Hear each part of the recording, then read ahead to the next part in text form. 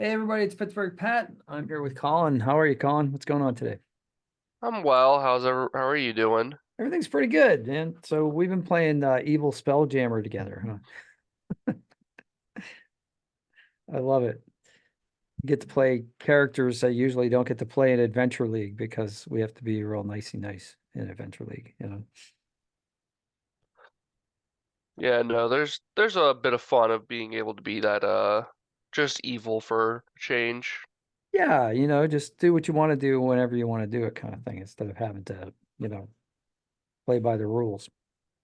So I invited you on the podcast today because I wanted to talk to you about some things that you were doing. You showed me like one of your claymation animations. That was like fascinating to me. So like it was pretty cool. So you went to school for game design, is that right? Or am I getting the like actual Uh, emphasis you went to school for? uh, kind of. Originally, I went to school for game design, but I couldn't really get through some of the computer courses, Okay. so I instead pivoted to animation, specifically computer animation, and I specialize in 3D character modeling. Oh, cool. So you can do that. That's pretty amazing. So have you for people who might be thinking about going along this kind of education path or career path, like tell them about like, some things they might need to know. Like you were talking about the computer courses being uh maybe a little bit difficult. A lot of it was just personal, because when I was in high school, I took some computer courses and got really high up. And I think a lot of it was just I didn't mesh with the teaching too much. Hmm. Um, but because I went to Edinburgh University, now Penn West Edinburgh, they actually have a decent, well done uh, game design program up there because they so back in what was it 1920, Pennsylvania mandated that all state schools have specializations. Edinburgh chose art. And because video games are essentially a combination of art and computer science and math, it gets a lot of sort of everything because you'll get the art people who want to help in, you get the computer people, because especially with video games, a lot of it's very math heavy. Oh yeah, like just like the amount of drawing of different pixels and that sort of thing. It's amazing, but the coding is like the big thing. That's like the nuts and bolts of it. I mean the art design is definitely amazing. In fact, we were talking about art design when you showed me your animation and you were talking about this series that happens to be on Netflix right now called Arcane. And so I've been watching that over the last few days and like you were talking about, the art design in that is really distinctive, the way they use shadows um, and that sort of thing. And you were talking about the technique that they actually use to make that look. Yeah, they quite literally hand painted the shadows. Uh, so one of the so League of Legends, which is what the series is based on, Right. uses hand painting diffuse. Essentially, what hand painting diffuse is you literally just paint the textures on. You essentially take it, you put in all the base colors for the different areas of the body, and then or whatever your character is, and then you start shading in different values for shadows, for highlights, and everything in between. And Arcane follows heavily into that because the studio that made it, 4T, has been working with League for years, and actually I think a couple years ago got bought by Riot Games, who makes League of Legends. Right. Exactly. So are you is this the type of thing that you have done for work or you want to do for work or is it is this sort of thing like, somebody come into this career, go to Edinburgh and then come out and then bam, right away they're going to get a job right in the gaming industry? Um, with the computer programming, it's a lot easier for that because you have the degree. with art, you have to have a good portfolio. Right. And I will admit, Edinburgh, at least when I was there, focuses more so on film, more so than, at least when it comes to the 3D department, because the actual degree is uh, multimedia studies, and Okay. is essentially, because the way the classes work out is there's actually three different tracks. You have the computer track, the film track, and then the traditional animation track.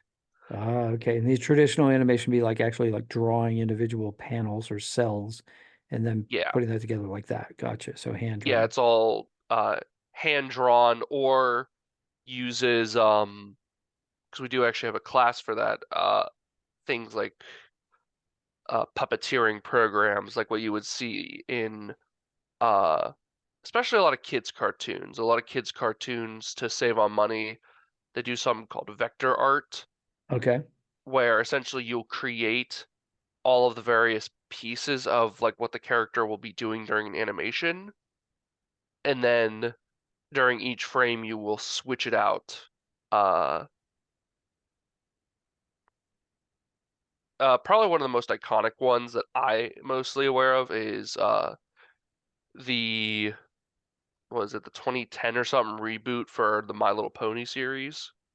Okay. Uh, Yeah. that one I knew that one from some friends. They actually went to school because they got really into that, Cool. and that's how the art they did it would be through essentially uh puppeteer work of a sense.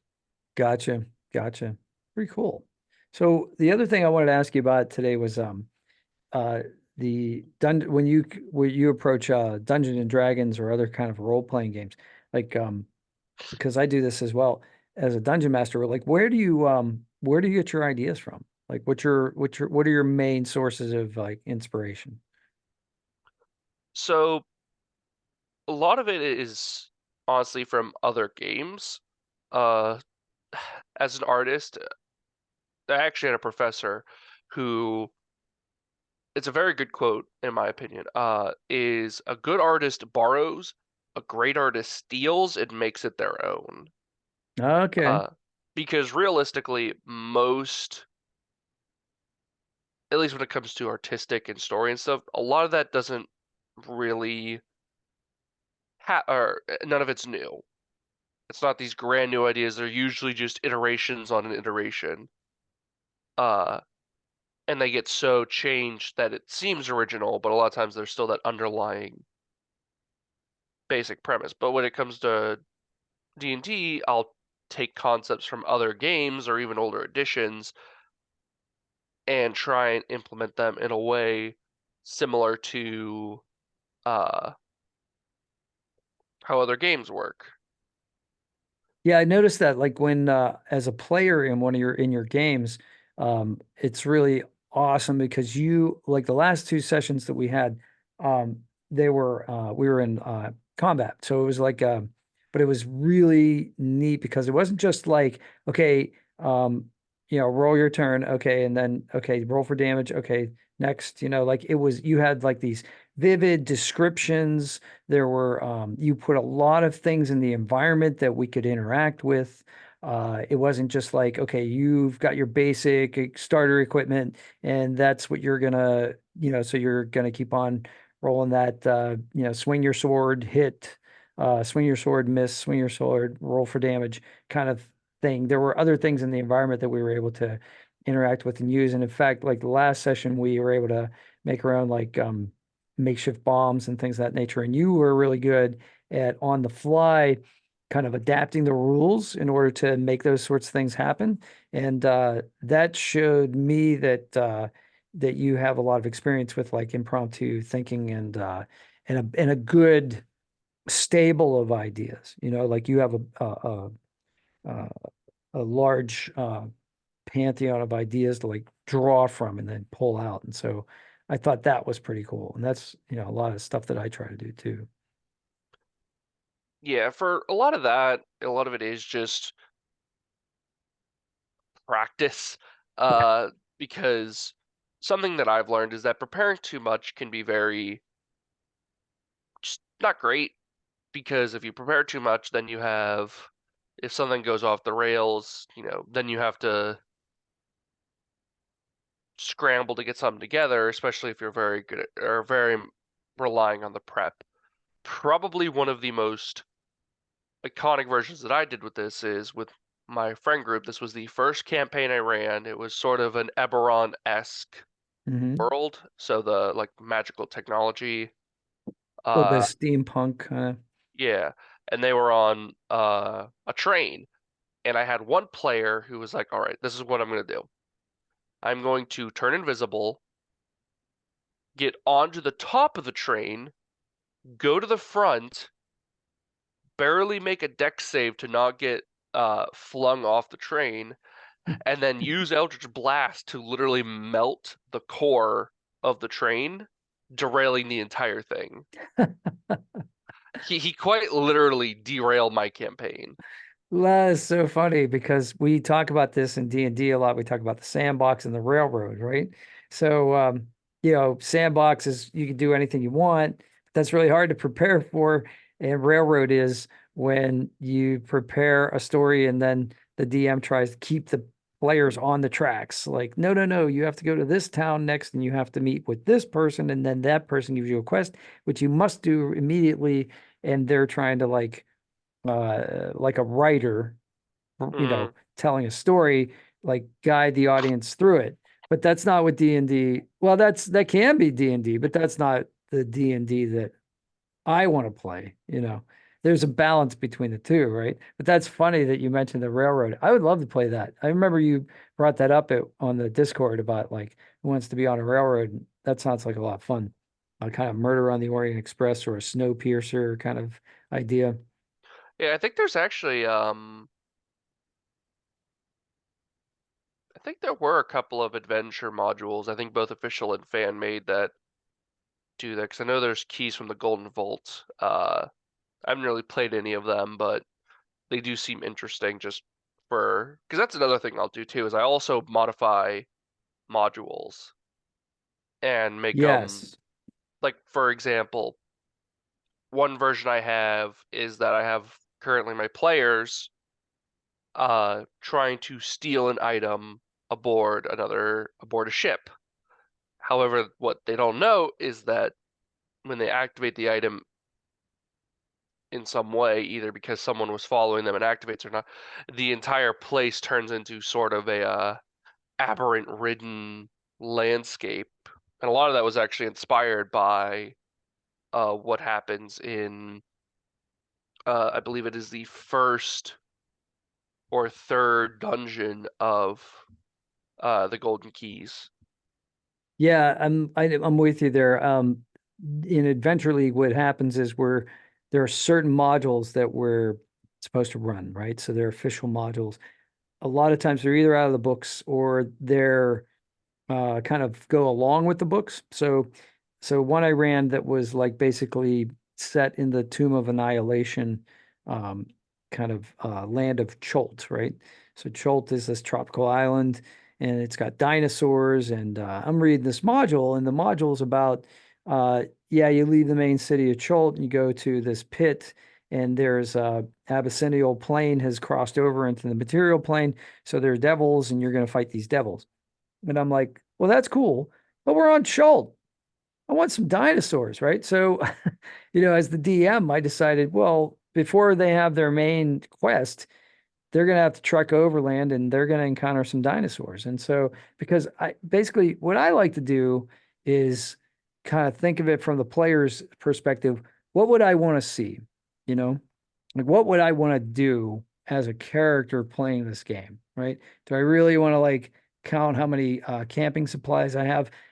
Yeah, okay, maybe an ultra realistic campaign like that. Like I'm playing one right now in Dolmenwood, and it's very much like that. Survival is a thing, and that can be interesting. But if I'm doing like a 2 hour, 2.5 hour adventure league module where people might just be walking in off the street for the first time, never playing D&D, I want to give them a taste of like I want a dragon, I want a dungeon, I want like, you know what I mean? Like Mm, I want some high like fantasy adventure for them to ignite their imagination and let them remember the experience instead of kind of, we'll go over the mechanics, but the mechanics are secondary to the storytelling. I think at that point in their playing career, you know.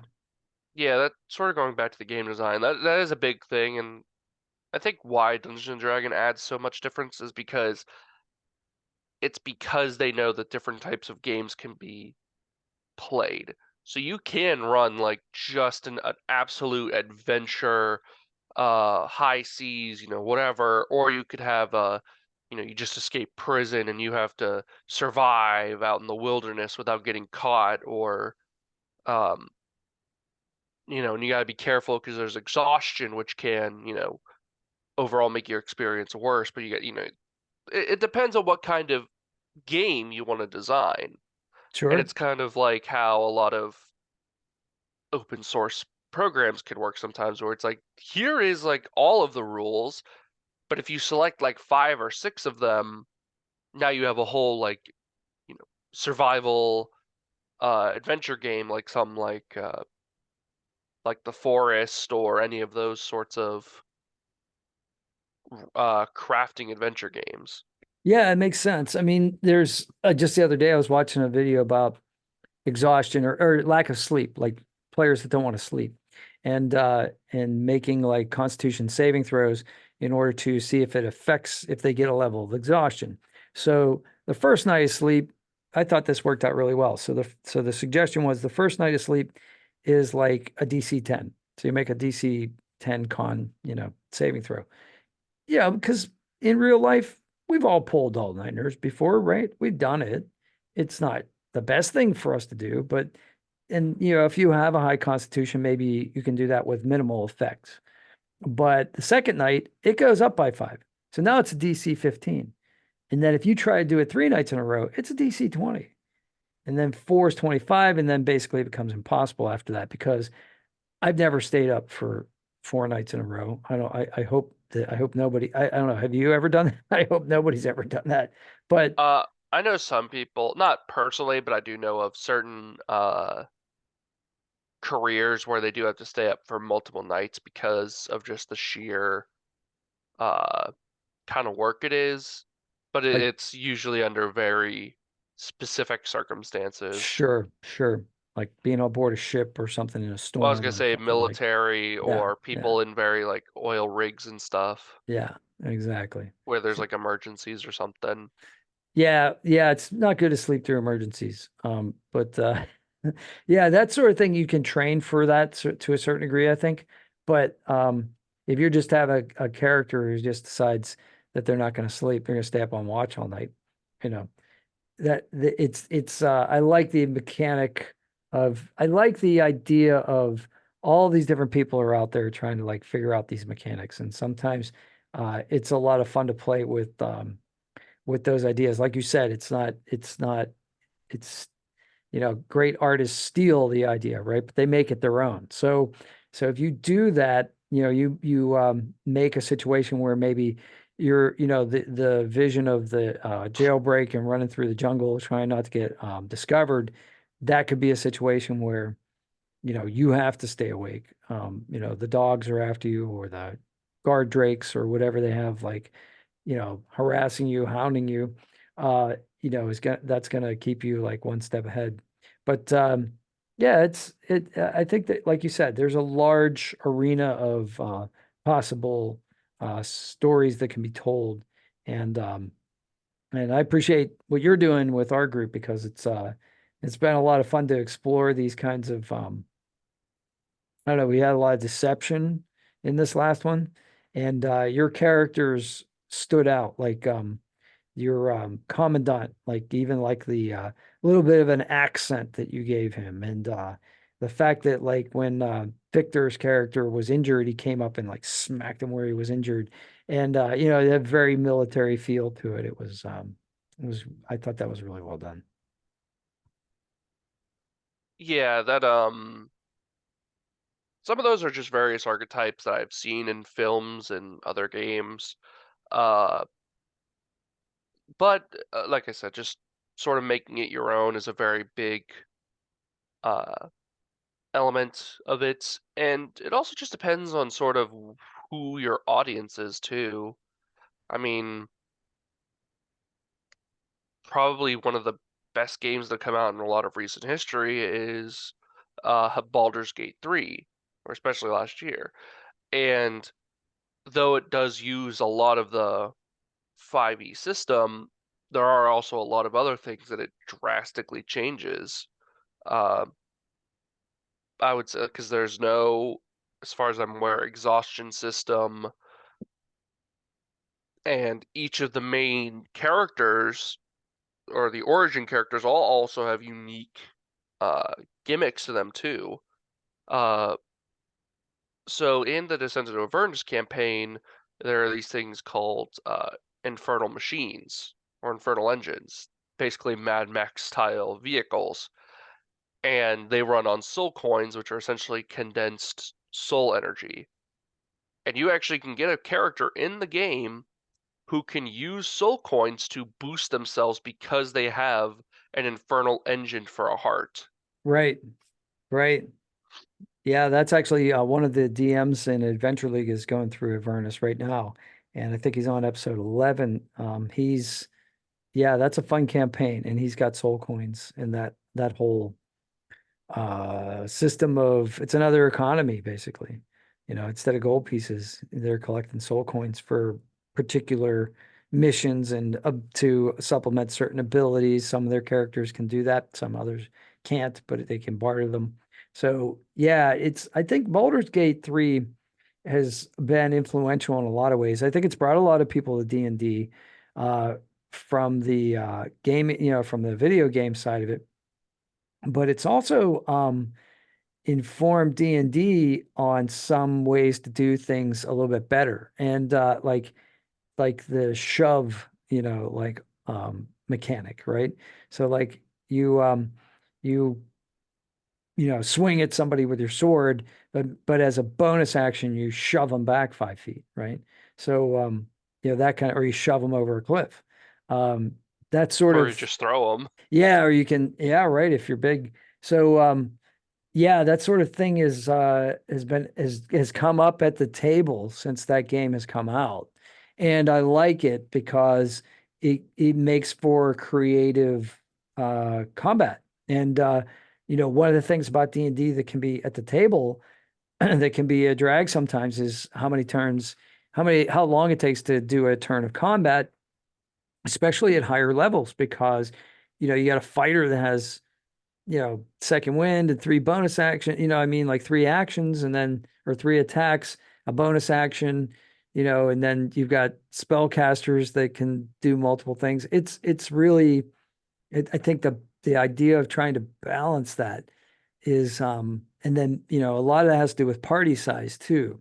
So like, for instance, we were, 3 player characters and you the other day on Monday, but, if I'm running a campaign or I'm running a module rather for uh, Adventure League, I don't know if I'm going to get 3 players or 7 players at my table. So, you know, you have to do a lot of math on the fly and try to figure out the challenge ratings of the monsters you picked and figure out how to keep the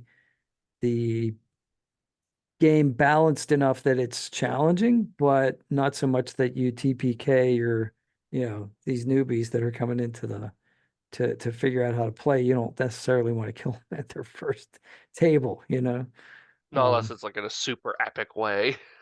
yeah, I mean, if they want to do that, like for like I'll run like Horde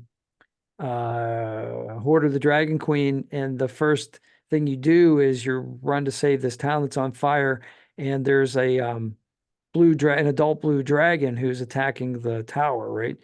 And inevitably, I got some kid or some new player that wants to jump on top of the dragon. And I'm like, this is a big beast that shoots lightning out of its mouth, but you want to jump? Okay, great, roll.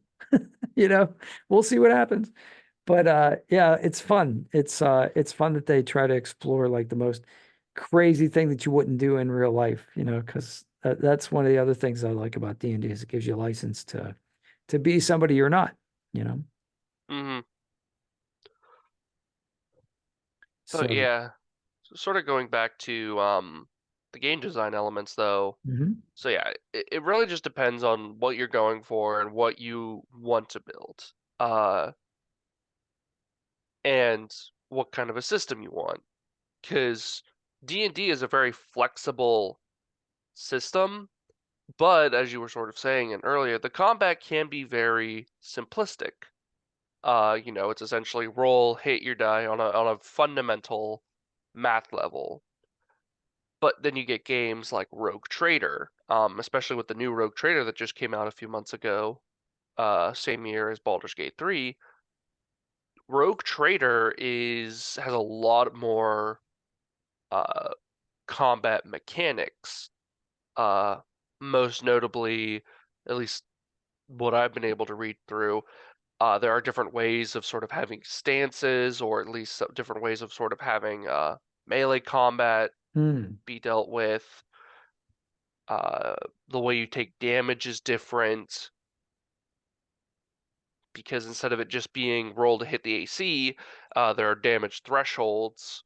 So it's like or damage mitigation. So like let's say you're wearing like breastplate, Yeah. it has a mitigation of like 13. That means if you do less than 13 damage, you're never gonna even hit injure that target. Right. Because the Uh armor's so good. yeah. So there are, and so it does vary on what you want to have and what you want to focus on. D&D has the jack of all trades, master of none uh style where it does everything very well, but because of that, it doesn't really focus on anything in particular. Whereas with 40K and all those RPGs, it focuses heavily on combat Mhm. because it's such a uh, conflict heavy setting. Yeah, So it it's really wants, centralizes on the war. yeah, so you really want to make sure that your combat system is at the very least very engaging. Because there's a lot more support mechanics from what I could see. Uh, and then because the people who actually made the Rogue Trader game are the same people, Outcat, are actually the same people who made the Pathfinder games. I know Wrath of the Righteous is the most recent one. Gotcha. Um, I like the idea of like damage mitigation, and also like the idea of like different targets. So like say you hit, like you said, like if you hit somebody in a breastplate, that's one thing.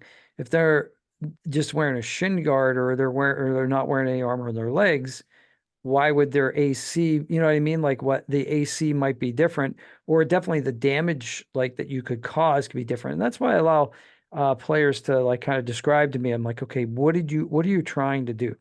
So are you trying to, you know, disable somebody? So if you're trying to like incapacitate a foe, maybe you go for the legs, right? And then you take out one of their legs and now they're prone. And so, there's an opportunity to have them plead for mercy and surrender. Instead of always murder hobo, kill, kill, kill, until no more hit points left. But D&D does, most people that play D&D or just expect that you're going to have to just keep attacking until the adversary has no more hit points. But the way, but if it were real life, right? Somebody might get punched in the nose and be like, "Okay, I quit," like that's enough. But, that's so there's a lot of room for interpretation. I like the idea of the rogue trader thing. I'll have to look that up and see if I can incorporate some of that stuff into my way I run things. yeah, because I forget which I was just looking at it the other day out of because I've been trying to run some different systems with my friends just for something different. Sure. Um, and there have been some interesting ones, but again, going back to Rogue Trader and some of the other 40K RPGs, one of which is Inquisitor. One of the interesting things you can actually do is Uh, so because in real, like, because it's a sci-fi setting, one of the things is you can have automatic weapons, and the way I handle it's actually rather interesting in that the way it works is you target an initial creature, and then you target anywhere within 5 feet of it. Mm-hmm. So, and then you just keep chaining that for a number of times up to like whatever the weapon like Allows you to limit do. is. Yeah. So like let's say you have three enemies, all of which are 10 feet or 5 feet from 10 feet from each other. What you can do is you can target the first, target the ground, target the guy, and then just keep repeating that until you get everyone. Mm. And so what happens is you end up using the same amount of ammunition, but obviously unless because you're hitting the floor, it doesn't actually do anything damage wise. Gotcha. Gotcha. So it'd be And like then taking an Uzi and kind of like pointing it, like writing your name yeah, with it. Yeah. Gotcha. so it Interesting.